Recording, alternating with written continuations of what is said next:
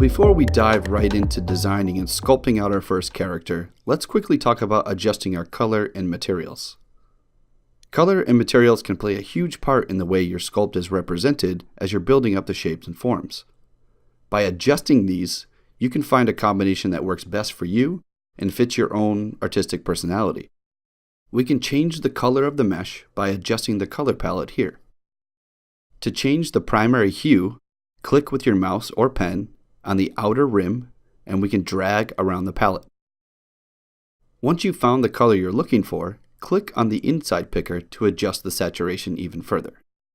As we adjust the color in the picker, the color on the mesh will update automatically, and it will also update on our main color icon. The main color is the source that would be applied to the mesh on the canvas. If we click on the main color icon here, this will open up a larger view of the color palette, which allows for more precise controls. Now, we also have the secondary color option. Click on the secondary color icon to open up the larger color palette where we can now adjust.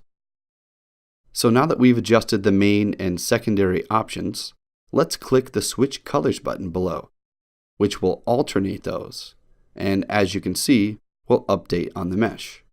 Now, if we hover over the Switch Colors button, you can see the pop-up will give us the keyboard shortcut, which in this case is the V key.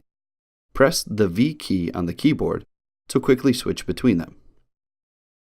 Materials are very important to the sculpting process, mainly because they will have different properties of lighting, shadows, and control how the mesh is represented along with the color. We can change the material by clicking on it to open up the material palette.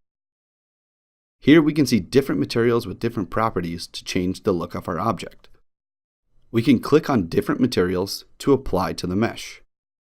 You can see some will dramatically change how the mesh is represented, as some of these materials already have color properties, and also give interesting stylized effects to our scene. One thing I want you to keep in mind as you go through and select the color and materials for your project is to select options that will best represent the sculpt while we're focusing on the sculpting phase. As we move on to the next part of this series, I'll be using what is called the basic material, located here in the material palette, which is a great material for sculpting because it has nice soft shadows that give clear visibility of the surface, and I'm also going to make sure that my main color is set to a lighter tone as opposed to a darker tone. This will allow me to clearly focus on my sculpt and later move on to applying final paint as well as materials once we've completed the character.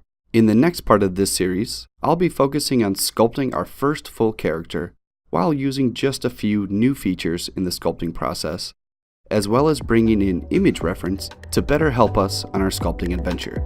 Thanks for visiting Z Classroom, and I'll see you in the next video.